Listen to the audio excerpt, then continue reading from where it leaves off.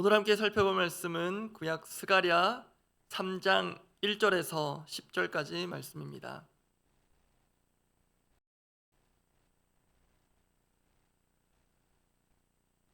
스가랴 3장 1절에서 10절 전체 말씀입니다. 오늘 교독하기로는 3장 전체를 교독하고 제가 나중에 나눌 메시지는 본문 앞부분에 하나의 말씀을 나누려고 합니다. 스가랴 3장 1절에서 10절 말씀, 제가 먼저 1절 읽습니다. 대제사장 여호수아는 여호와의 천사 앞에 섰고 사탄은 그의 오른쪽에 서서 그를 대적하는 것을 여호와께서 내게 보이시니라. 여호와께서 사탄에게 이르시되, 사탄아, 여호와께서 너를 책망하노라. 예루살렘을 택한 여호와께서 너를 책망하노라. 이는 불에서 꺼낸 그슬린 나무가 아니냐 하실 때에 여호수아가 더러운 옷을 입고 천사 앞에 서 있는지라. 여호와께서 자기 앞에 선 자들에게 명령하사 그 더러운 옷을 벗기라 하시고, 또 여호수아에게 이르시되, 내가 내 죄악을 제거하여 버렸으니 내게 아름다운 옷을 입히리라 하시기로, 내가 말하되 정결한 관을 그의 머리에 씌우소서 하매 곧 정결한 관을 그 머리에 씌우며 옷을 입히고 여호와의 천사는 곁에 섰더라. 여호와의 천사가 여호수아에게 증언하여 이르되, 만군의 여호와의 말씀에 내가 만일 내 도를 행하며 내 규례를 지키면 내가 내 집을 다스릴 것이요 내 뜰을 지킬 것이며 내가 또 너로 여기 섰는 자들 가운데에 왕래하게 하리라. 대제사장 여호수아야, 너와 내 앞에 앉은 내 동료들은 내 말을 들을 것이니라. 이들은 예표의 사람들이라. 내가 내 종 싹을 나게 하리라. 만군의 여호와가 말하노라. 내가 너 여호수아 앞에 세운 돌을 보라. 한 돌에 7 눈이 있느니라. 내가 거기에 새길 것을 새기며 이 땅의 죄악을 하루에 제거하리라. 만군의 여호와가 말하노라. 그날에 너희가 각각 포도나무와 무화과나무 아래로 서로 초대하리라 하셨느니라. 오늘 다룰 본문 앞부분에 나오는 환상은 상당히 복음적이라고 할 수 있습니다. 특히 예수 그리스도라는 이름은 없지만 그분의 존재감이 분명히 담겨 있습니다. 또 그와 정반대로 비복음적, 나아가 반복음적인 존재가 있는데요. 오늘 본문의 그 실체는 바로 사탄입니다. 이렇게 극명히 대비되는 본문의 어떤 구도 가운데 우리가 복음을 재발견하고 함께 기도하는 새벽이 되면 좋겠습니다. 복음의 재발견입니다. 새 발견이 아니라 재발견입니다. 복음의 재발견, 그 첫 번째는 죄인을 향한 하나님의 긍휼입니다. 오늘 새벽에 복음을 재발견하기를 원하는데요. 그 첫 번째는, 그 복음의 첫 번째는 죄인을 향한 하나님의 긍휼입니다. 하나님께서 스가랴 선지자에게 특별한 천상의 장면을 보여주십니다. 그 장면 속 등장인물은 당시 포로기한 공동체의 대제사장 여호수아, 그리고 여호와의 천사, 또 사탄, 이렇습니다. 오늘 본문 스가랴 3장 1절 제가 읽어드립니다. 대제사장 여호수아는 여호와의 천사 앞에 섰고 사탄은 그의 오른쪽에 서서 그를 대적하는 것을 여호와께서 내게 보이시니라. 보시는 대로 대제사장 여호수아는 여호와의 천사 앞에 마주 서 있습니다.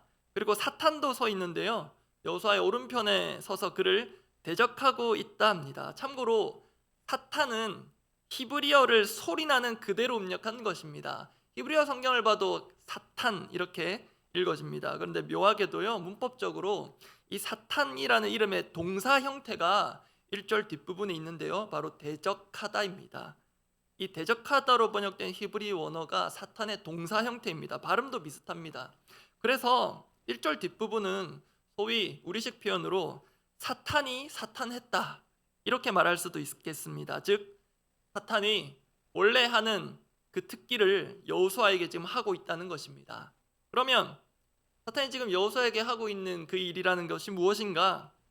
이 대적하다라는 것은 일종의 법정적인 용어입니다. 쉽게 말하면 검사가 피의자의 혐의 사실을 가지고 기소하는 것입니다. 그 죄명을 낱낱이 폭로하고 또 증거들을 가지고 입증한 후에 그에 합당한 형벌을 구형하는 것. 그런 점에서 스가랴 선지자가 보고 있는 이 장면은 하늘의 재판정이라고 할 수 있습니다. 그런데 지금 사탄이 사탄하고 있는 이 장면을 다시 보면 그 디테일함에 한 가지 주목할 것이 있습니다. 1절 다시 봅니다. 제가 읽어드립니다. 대제사장 여호수아는 여호와의 천사 앞에 섰고, 사탄이 서 있는 그 위치가 중요한데요, 사탄은 그의 오른쪽에 서서 그를 대적하는 것을 여호와께서 내게 보이시니라. 스가랴 선지자는 자신이 본 장면을 꽤 디테일하게 남겨두었는데요, 먼저 여호수아와 여호와의 천사는 서로 마주보고 있습니다. 그런데 언급드린 대로 사탄은 여호수아의 오른쪽에 서 있습니다. 즉 여호수아의 한편에 서서 한쪽 면만 보고 대적하고 있습니다. 사탄이 서 있는 입장에서는 많이 봐도 잘 봐도 여호수아의 절반입니다.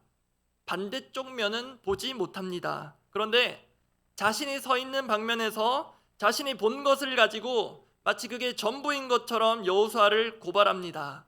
이것이 사탄의 존재이자 사탄의 한계라고도 할 수 있습니다. 그런데 바로 여기에서 우리는 섬뜩한 경각심을 가져야 할 필요가 있겠습니다. 그것은 살다 보면 저도 그렇고 우리도 모르게 이와 유사한 사탄적인 사고와 그로 인한 오판과 언행을 할 수 있다는 점입니다. 다시 말해서 내가 보고 들은 것이 단면 또는 일면에 불과할 수 있고 어쩌면 빙산의 일각일 수도 있을 텐데, 내가 보고 들은 것이 전부인 것처럼 누군가를 판단하는 것, 그렇게 누군가를 정죄하는 것 조심해야 하겠습니다.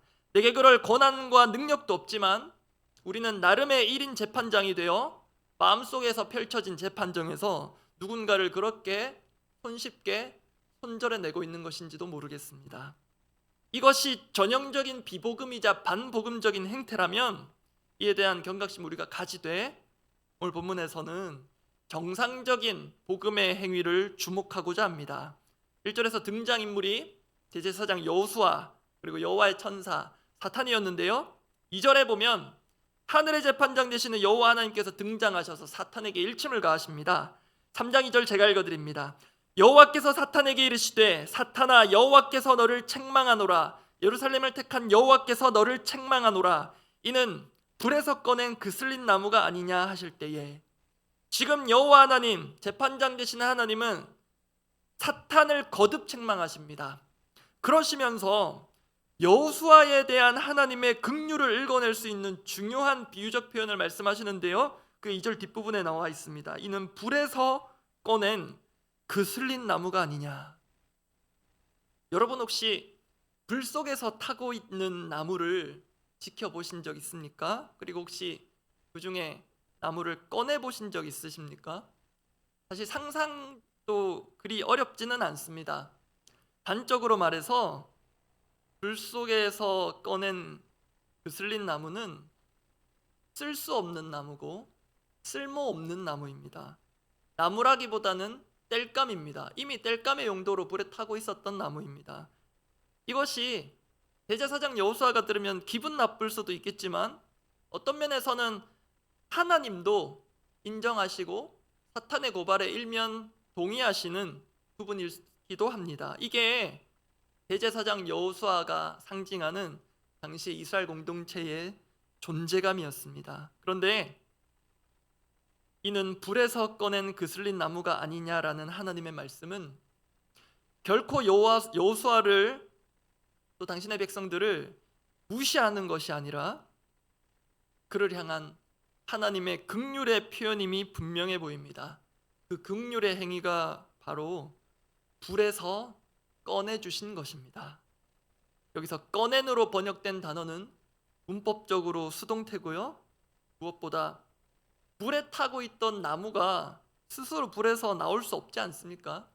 누군가 꺼내주어야 합니다. 더욱 중요한 것이 있는데, 본문에 꺼낸으로 번역된 히브리 원어가 성경의 많은 곳에서 구원 또는 구원자로 사용되는 단어라는 것입니다. 즉, 불 속에 그대로 두었다면 다 타버리고 재가 되어 사라졌을 나무 같은 존재를 그냥 두지 않으시고 불 속에서 꺼내주신 것은 하나님의 구원을 상징하는 것과도 같다는 말씀입니다.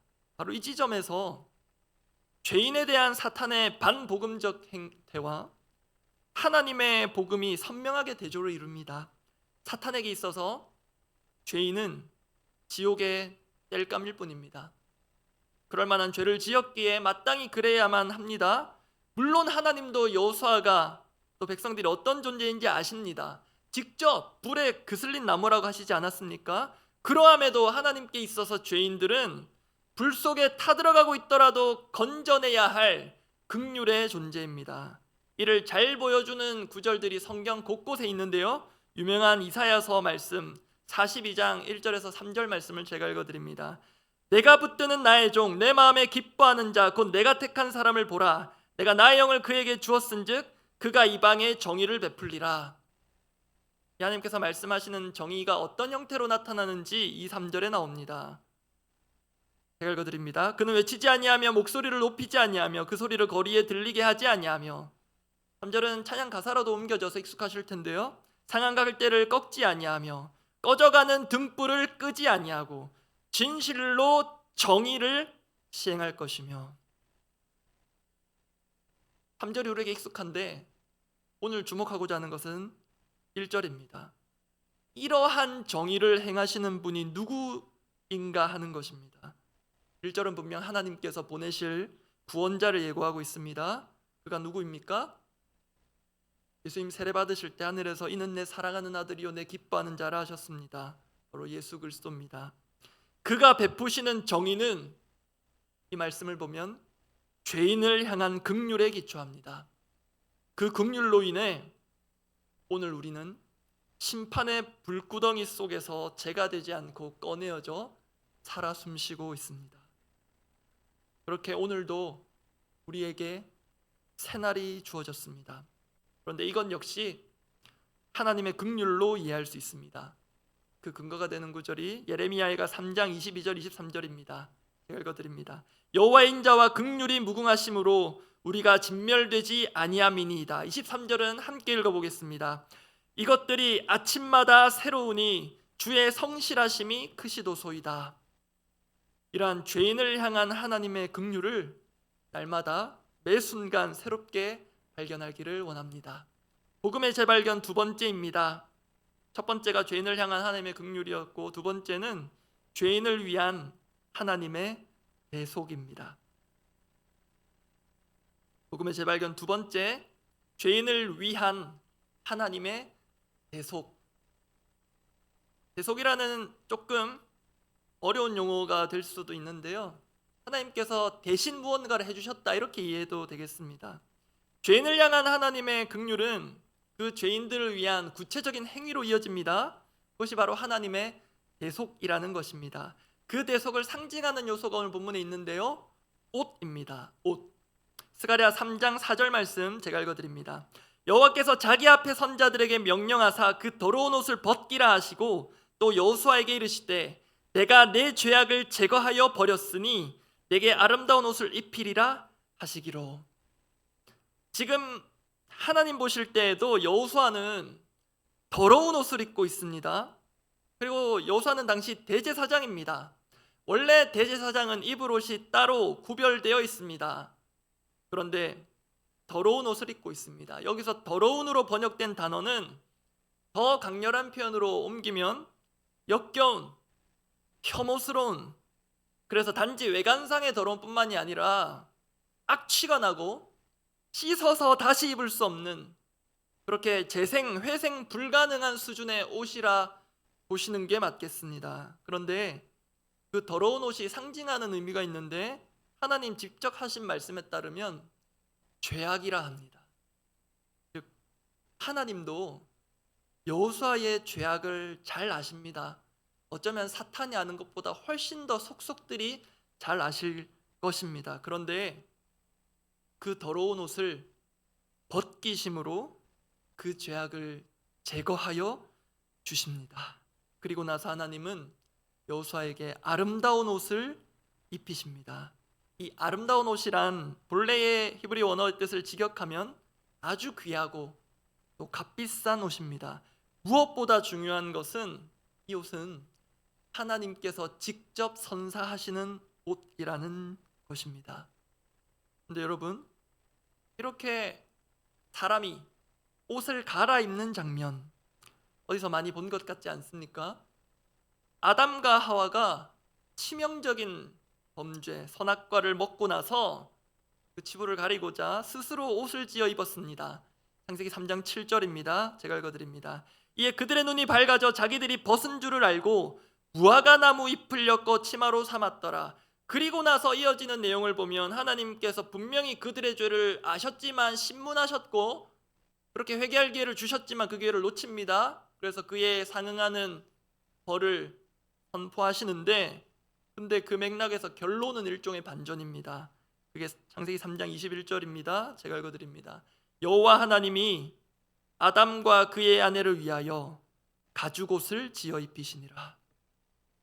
죄인들이 자신들의 치부를 가리고자 스스로 엮어 만든 무화과 나무 잎 치마를 벗기시고 가죽옷을 지어 입히시는 하나님, 상상이 되십니까? 이 가죽옷을 제공하기 위해 본래의 이 가죽을 가졌던 생명이 희생되었습니다. 그리고 얼마 전까지 우리가 묵상했던 요한계시록 말씀에도 이와 거의 동일한 옷 입음에 대한 기록이 있었습니다. 구원받은 수많은 무리들이 흰옷을 입고 하나님을 찬양하는데 그들이 입은 흰옷 역시 누군가의 희생의 결과였습니다. 그게 요한계시록 7장에 나와 있는 말씀들인데요. 제가 읽어드립니다. 일 후에 내가 보니 각 나라와 족속과 백성과 방언에서 아무도 능히 셀 수 없는 큰 무리가 나와 흰옷을 입고 손에 종려가지를 들고 보좌 앞과 어린 양 앞에 서서 그들의 찬양이 이어집니다. 그리고 그 환상 중에 장로가 묻고 다시 장로가 답하는 부분인데요. 제가 읽어드립니다. 장로 중 하나가 응답하여 나에게 이르되 이 흰옷 입은 자들이 누구며 또 어디서 왔느냐? 요한이 말합니다. 내가 말하기를 내 주여 당신이 아시나이다 하니 그가 나에게 이르되 이는 큰 환난에서 나오는 자들인데 어린 양의 피에 그 옷을 씻어 희게 하였느니라. 어린 양 되신 예수 그리스도께서 우리를 위한 희생제물이 되어주셨습니다. 그 피, 그 구원의 표백제로 씻어진 옷이 구원받은 자들에게 입혀진 흰옷입니다. 그리고 옷에 대한 성경의 기록 한 가지만 더 봅니다. 신약의 서신들을 보면 우리가 벗어야 할 옷이 있다고 하고 반대로 입어야 할 옷이 있다고 곳곳에서 말합니다. 그중 대표적인 말씀은 로마서 13장 말씀인데요. 제가 읽어드립니다. 밤이 깊고 낮이 가까웠으니 그러므로 우리가 어둠의 일을 벗고 빛의 갑옷을 입자.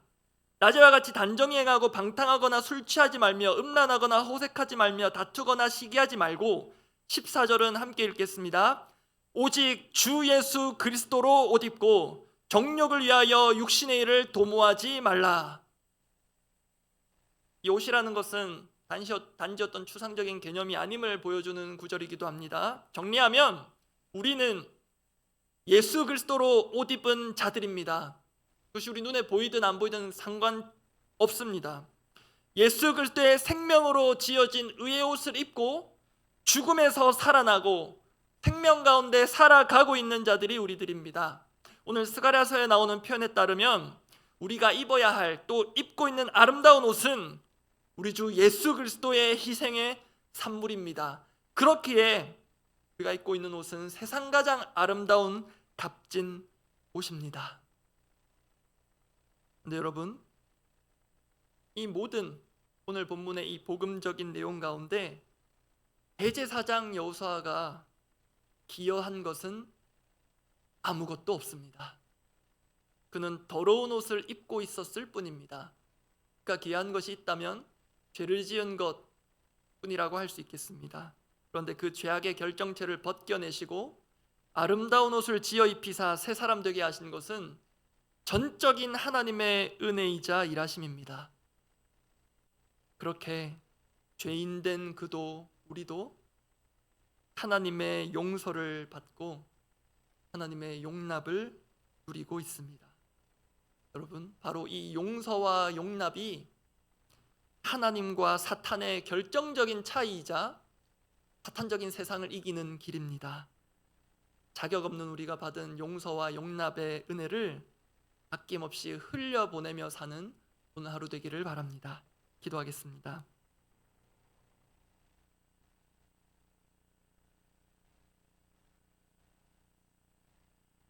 우리가 특별한 옷을 입은 특별한 존재라는 것을 알려주는 또 하나의 구절, 골로새서 3장 10절 말씀을 읽고 기도하고자 합니다. 제가 읽어드립니다.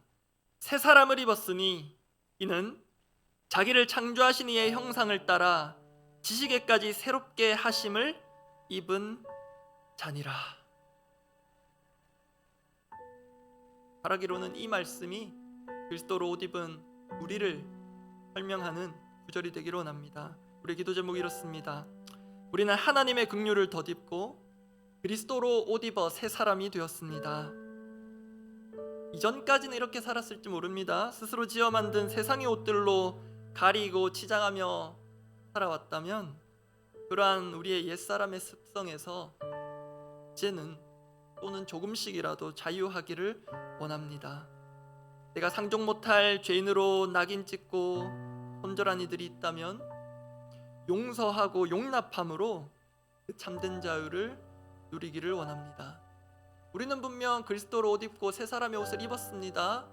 그런데 우리의 속사람은 여전히 옛사람의 옷을 벗어던지지 못하고 그렇게 용서와 용납의 은혜를 전혀 흘려보내지 못하고 살아가고 있을지도 모르겠습니다. 여러분, 우리가 지금 입고 있는 이 눈에 보이는 옷은 패션일 수 있지만 성경에서 말하는 옷은 단순한 패션이 아닙니다. 기본적으로 우리가 죄인에서 의인으로의 그런 극적인 신분의 변화를 담고 있는 것입니다. 거듭 말씀드리지만 우리는 예수 그리스도로 옷 입은 사람들입니다. 그런데 그것만이 전부가 아닙니다. 우리가 정말로 예수 그리스도로 옷 입은 사람이라면 한 가지 더는 나는 그렇게 용서와 용납을 받은 자로서 그 용서와 용납을 행하며 살겠다라는 결단까지 내포합니다. 그것이 담겨 있는 것이 우리가 입고 있는 예수 그리스도의 옷입니다. 이 은혜를 다시 한번 깊이 묵상하고 재발견하며 그 주변에 그 용서와 용납의 은혜를 전해주어야 할 그 영혼도 재발견하는 오늘 하루 되기를 바랍니다. 기도하겠습니다. 하나님 아버지, 우리가 한대로 모든 것들을 갚음받아야 한다면 그 누구도 주님 앞에 설 자가 없습니다. 그런 점에서 사탄의 말은 100% 참이기도 합니다. 또 우리가 그렇게 사탄과 같은 편에 서서 누군가를 철저하게 속속들이 정죄하고 낙인 찍고 있는지도 모르겠습니다. 주님, 그렇게 그 누구보다도 자격 없는 자가 저희며 우리들일 텐데 그런 우리를 향한 긍휼과 용서와 용납이 단회적으로 한 번 주어진 것이 아니라 지금도 매 순간 매일매일 절절히 우리에게 주어지고 있음을 다시 한번 새롭게 재발견하는 이날 되기를 원합니다. 우리가 이 시간 이렇게 주님 앞에 나와 앉아 있을 수 있다는 것, 각자의 자리에서 화면 앞에 또 말씀 앞에 나올 수 있다는 것, 하나님의 긍휼 없이는 설명되지 않음을 오늘 새벽에 이 아침에 다시 한번 새롭게 깨닫기를 원합니다. 주님, 그렇게 우리에게 어울리지 않는 세상 가장 아름다운 옷을 입혀주셨는데 주님, 그 옷을 입고 내가 누구인지를 뽐내는 것에서 그치지 않게 하여 주시고 내가 그 옷을 입은 사람답게 하나님의 그 긍휼, 그 용서와 용납의 은혜를 흘려보내며 사는 오늘 되게 하여 주시옵소서. 그 하나님의 은혜도 재발견하게 하시되 그 은혜의 길을 막고 있었던, 절대 그 사람에게는 내가 이 은혜를 전하지 않으리라 결단하였던 그 영혼을 다시 새롭게 재발견하는 은혜까지 더하여 주시옵소서. 우리 공동의 기도 제목을 두고 기도합니다. 힘써 여호와를 알아가는 한 해 되기를 원하며 계속 기도하고 있는데요, 오늘 나눈 말씀대로 정말 죄인을 향한 하나님의 긍휼, 또 죄인을 위한 하나님의 그 대속의 은혜를 우리가 날마다 새롭게 재발견하기를 원합니다. 그리고 청년부 수련회 8월 말에 2박 3일로 진행됩니다. 그 주제처럼 하나님 앞에 우리 청년들이 멈추고 또 머물러 그 하나님의 임재에 압도되는 은혜를 누리게 하옵소서. 특히 하나님의 그 긍휼과 그 용서와 용납의 그 은혜를 깊이 누리는 그런 시간들 되게 하옵소서 기도하면 좋겠습니다. 그리고 사실 1번과 3번의 기도 제목은 연결되어 있습니다. 우리가 그 하나님의 긍휼, 대속의 은혜를 경험할 수 있는 중요한 방법이 우리 주변에 있는 내가 용서할 수 없는 이들을 용서하고 용납하는 것입니다. 우리의 힘으로는 결코 용서와 용납이 불가능해 보이는 이들이 분명히 있습니다. 또 있으실 것입니다. 그들을 품고 끌어안을 수 있는 것은 우리의 힘이 아니라 복음의 능력이기에 그 복음의 능력이 정말로 경험되고 발휘되는 공동체 되기를 원합니다. 아마 이거 해보신 분은 아실 것입니다. 정말 불가능합니다. 정말 불가능할 정도로 용서가 안 되고 용납할 수 없는 이들이 생각보다 멀리 있지도 않습니다. 그런데 이것이 가능해야 어쩌면 1번의 기도 제목이 우리 가운데 응답될 수 있습니다. 왜냐하면 하나님 사랑과 이웃 사랑은 긴밀하게 연결되어 있기 때문입니다. 그렇게 용서와 용납을 우리의 힘이 아니라 복음의 능력으로 행하는 정말 그런 복음적 교회가 되기를 원합니다. 그렇게 함께 기도하고 각자 기도하고 돌아가시기 바랍니다. 기도하겠습니다. 하나님 아버지, 죄인을 향한 하나님의 긍휼, 죄인을 위한 하나님의 대속, 우리는 책임질 수 없는 일들을 저지르며 회복 불가능한 수준의 죄악들을 수시로 저지르는데 늘 하나님께서 그 뒷수습을 해주시고 우리 인생의 뒤치다꺼리를 해주시는데 주님, 그 은혜를 우리가 만홀히 여기지 아니하고 정말로 우리 죄인을 향한 하나님의 긍휼과 그 대신 해결해 주시는 그 은혜들을 날마다 새롭게 누리며 풍성히 누리게 하여 주시옵소서. 그 은혜를 우리 청년들이 또 깊이 누리게 하여 주시옵소서. 세상 가운데 각종 자격을 갖추고 사회로 뛰어나오라고 하는 세상 가운데 늘 부족하고 준비해도 늘 부족한 그렇게 위축되고 작아져 있을 우리 청년들을 하나님 그 어깨를 펼쳐주시고 하나님 앞에서 가장 아름다운 옷을 입은 가장 아름다운 존재로 일으켜주시고 세워주시옵소서. 주님, 그리고 용서와 용납의 하나님은 우리가 베푸는 용서와 용납 가운데 경험될 수 있음을 믿고 우리 힘으로 되지 않는 것들을 주님의 은혜를 구하며 나아갑니다. 아버지, 용서하기 싫은 자가 있습니다. 용서하고 싶어도 내 힘으로 도무지 안 되는 자가 있습니다. 용서한 것 같은데 또다시 그를 향한 분노와 원망이 불일 듯 일어나는 하나님, 그렇게 불구덩이 같은 이 세상 가운데 연약한 믿음을 갖고 살아간 우리를 불쌍히 여겨주시고 우리의 힘으로 되지 않음을 하나님도 아시오니 정말 우리에게 맡겨주신 복음이 정말 우리 가운데 있다면, 정말 내게 복음의 능력이 있다면 그 능력이 연약한 나를 관통하고 압도하여 나타나는 것을 경험하게 하여 주시옵소서. 내 힘으로는 되지 않고 그렇게 되고 싶지도 않지만 하나님께서 내게 쏟아 부어주시는 용서와 용납의 은혜가 우리 각자를 또 우리 공동체를 통하여서 우리의 이웃에게, 가족에게, 이 사회, 이 나라의 온 세계에 전파되고 흘려 퍼지는 그런 귀한 복음의 공동체 되도록 우리를 사용하여 주시옵소서.